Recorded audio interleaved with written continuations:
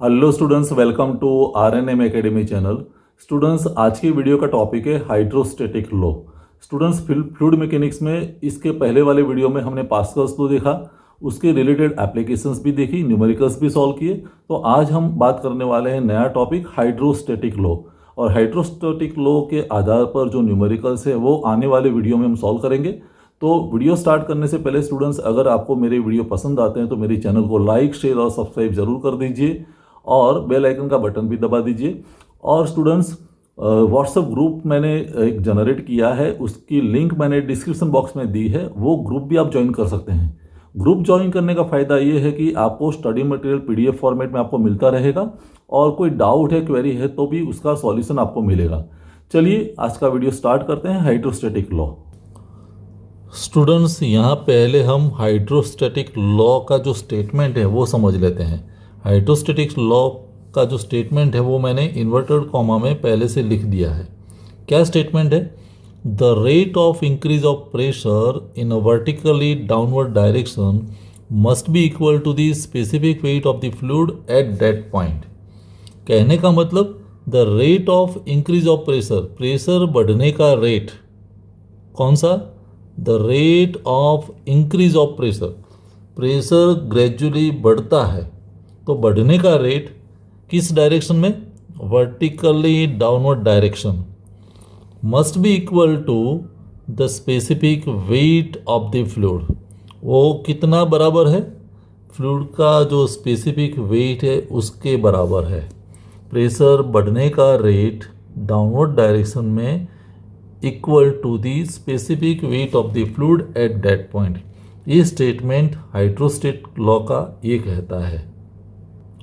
तो स्टूडेंट, ये लॉ और उसका स्टेटमेंट समझने के लिए और डिराइव करने के लिए मैं एक फिगर ड्रॉ करता हूँ। फिगर से हम समझेंगे, ये मान लो कि फ्लूइड का बड़ा मास है, ऐसा, this is the mass of fluid. और फ्लूइड मीन्स ऐसे हम फ्लूइड दिखा सकते हैं, दिस इज द फ्लूइड।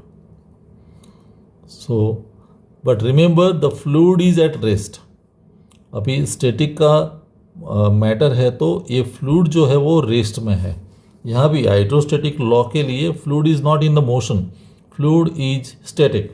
और स्टैटिक है तो उस वक्त ये जो फ्लूइड का मास है उसमें एक एलिमेंट, हम छोटा सा एक एलिमेंट सिलेक्ट करते हैं जिसको फ्लूइड एलिमेंट कहेंगे।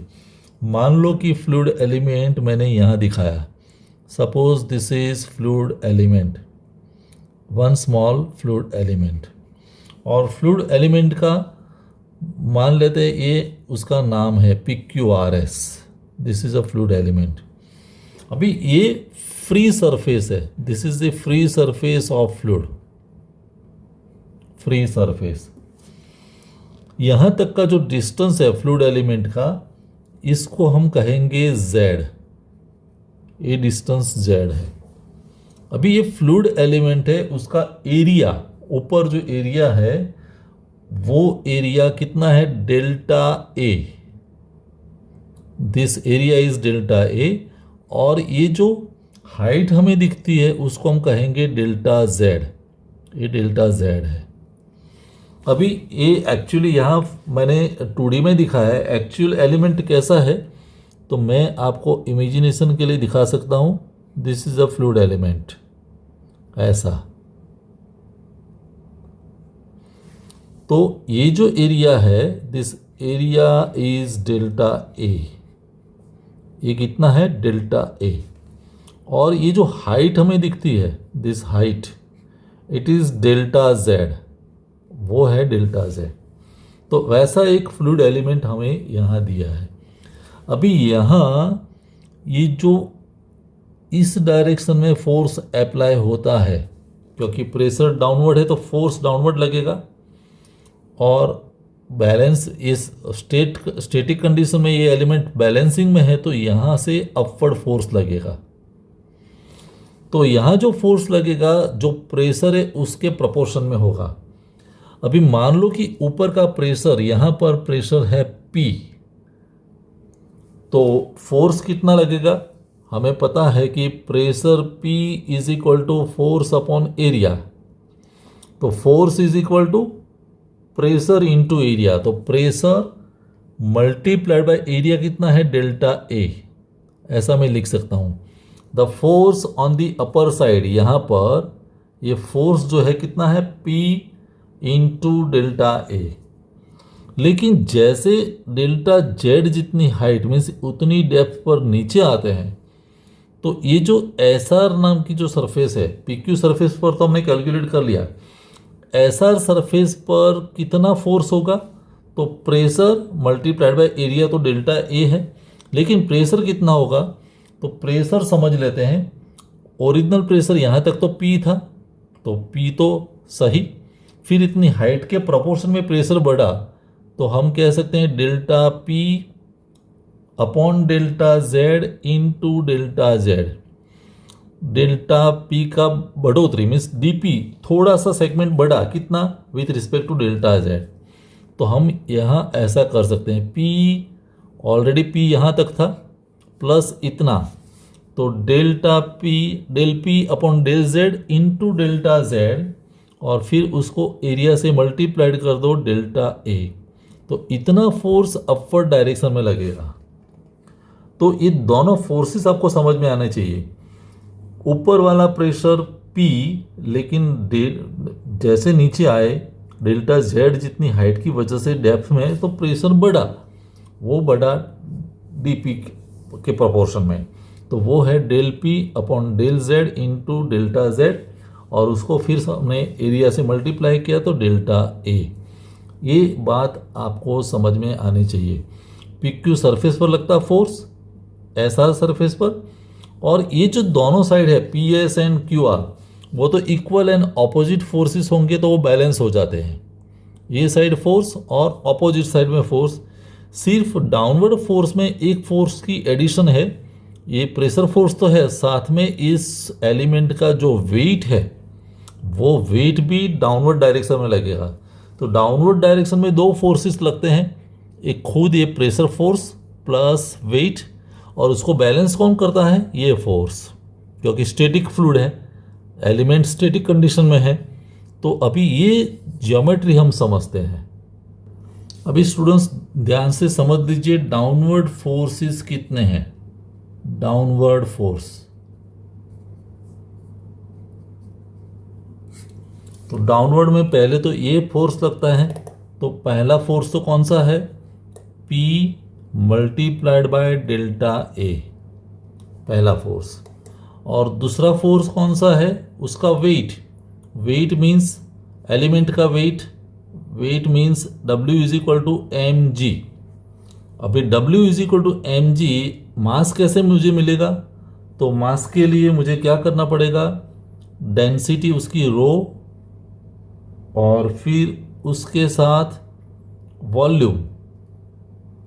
मास कब मिलेगा, डेंसिटी को वॉल्यूम से मल्टीप्लाई करेंगे तब, और उसको मल्टीप्लाई फिर किया जी, तो m की जगह रो इंटू वॉल्यूम इंटू जी।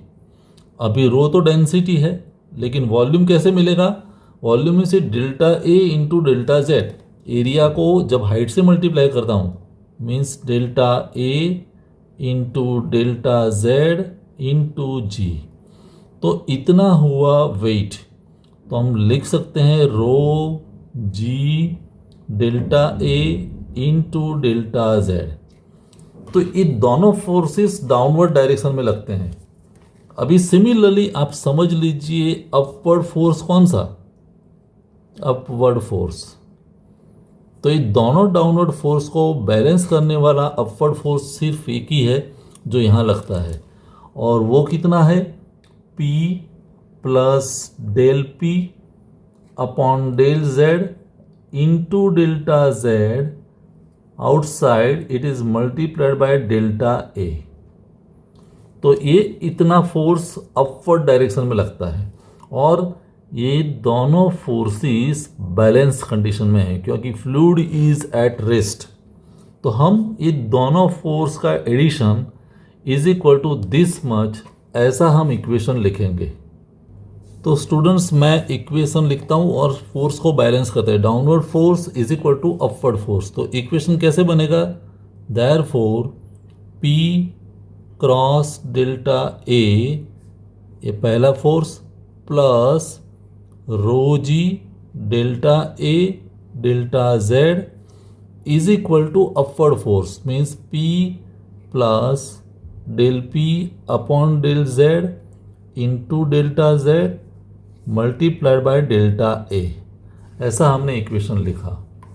अभी आप देखें तो ये पहला टर्म जहाँ डेल्टा ए है, दूसरा टर्म जहाँ भी डेल्टा ए है और यहाँ भी डेल्टा ए है, तो डेल्टा ए हम रिमूव कर सकते हैं।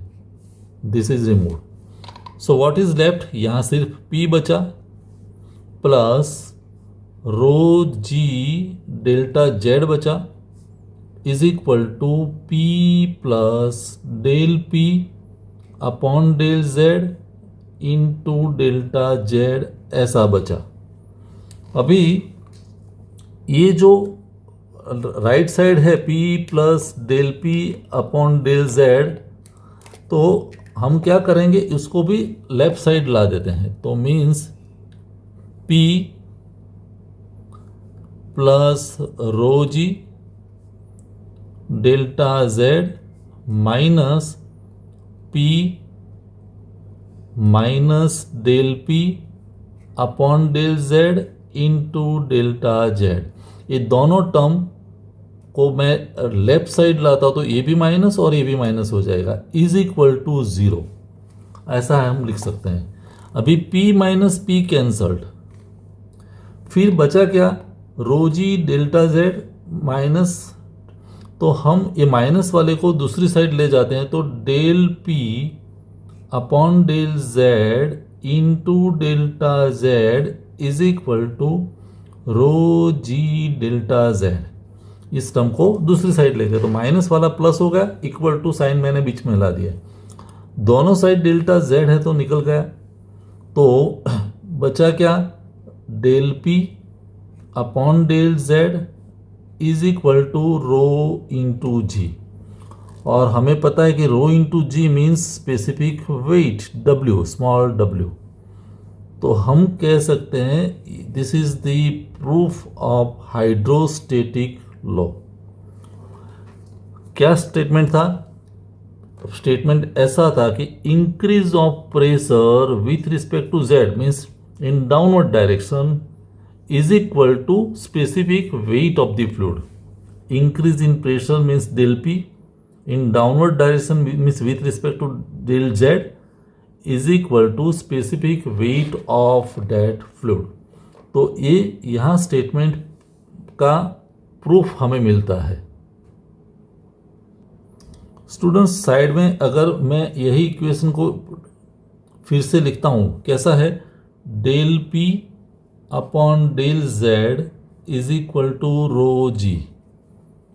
तो इसको हम करते हैं del P is equal to rho G del Z, ऐसा हम कह सकते हैं। और अगर मैं इसको इंटीग्रेट करता हूं तो कैसा लिखेंगे, del P means it is D P is equal to, यहाँ भी integration rho g D Z, और इंटीग्रेशन करते हैं तो डीपी का इंटीग्रेशन होगा p, यहाँ डी जेड, तो रो जी तो कांस्टेंट है, डी जेड का इंटीग्रेशन जेड। तो हमें एक नया इक्वेशन मिला जिसको कहते हैं p is equal to rho g Z. ये आपको याद रखना है, बहुत इंपॉर्टेंट इक्वेशन है। p मैं यहाँ लिखता हूँ is equal to rho g Z, means pressure at any point is equal to rho g Z. ऐसे हम प्रेशर फाइंड कर सकते हैं। तो ये प्रेशर कौन से पैरामीटर्स पर डिपेंडेंट है वो आपको देख लीजिए। एक तो डिपेंडेंट पैरामीटर है डेंसिटी, दूसरा जेड मीन्स डेप्थ। तो जैसे जैसे डेप्थ में जाएंगे या डेंसिटी चेंज होगी तो प्रेशर बढ़ेगा। Pressure depends upon two important parameters, depth and density. दोनों बढ़ेंगे, जैसे डेंसिटी बढ़ा तो भी प्रेशर इंटेंसिटी बढ़ेगी, डेप्थ बढ़ेगा तो भी प्रेशर बढ़ेगा। सो कोई भी डेप्थ में यहाँ जो प्रेशर है उसके कंपेयर में नीचे वाला प्रेशर ज़्यादा है। वैसे अगर ए फ्लूइड पानी है और उसकी जगह मैं हायर डेंसिटी वाला कोई फ्लूइड लेता हूँ मर्क्यूरी, तो उस केस में भी मर्क्यूरी के केस में प्रेशर ज़्यादा होगा। तो it depends upon two parameters, density and depth, वो हमें याद रखना है। तो स्टूडेंट्स, आई होप आज का टॉपिक आपको समझ में आया होगा। हाइड्रोस्टैटिक लॉ, पहले में हमने स्टेटमेंट दिखाया, फिर उसका प्रूफ कैसे मिला। तो हमने एक फ्लूइड मास में एक छोटा एलिमेंट कंसीडर किया। वो एलिमेंट 3D में ऐसे दिखेगा, delta A and delta Z. फिर डाउनवर्ड फोर्स दो लगते हैं वो हमने लिख दिया, अपवर्ड फोर्स एक है वो उसको हमने लिखा, और फिर डाउनवर्ड एंड अपवर्ड फोर्स को बैलेंस किया। तो फाइनल हमें ये इक्वेशन मिला, del P upon del Z is equal to W, that is specific heat. वो हमारा प्रूफ हुआ। और उसी प्रूफ पर से जब हम इंटीग्रेशन करते हैं तो हमें ए इक्वेशन मिलेगा, P is equal to rho g Z. कई बुक में या कई टीचर्स जेड की जगह उसको हाइट लिखते हैं एच, तो वो भी इक्वेशन सही है, P is equal to rho g H. Height को हम जेड से भी दिखाते हैं यार, एच से, डिपेंड्स। मैंने यहाँ फिगर में जेड लिया है तो equation is written rho g Z. तो ये टॉपिक आप खुद अपनी नोट बना के तैयार कर लीजिए। मिलेंगे नेक्स्ट वीडियो में। Thank you for watching, thank you very much.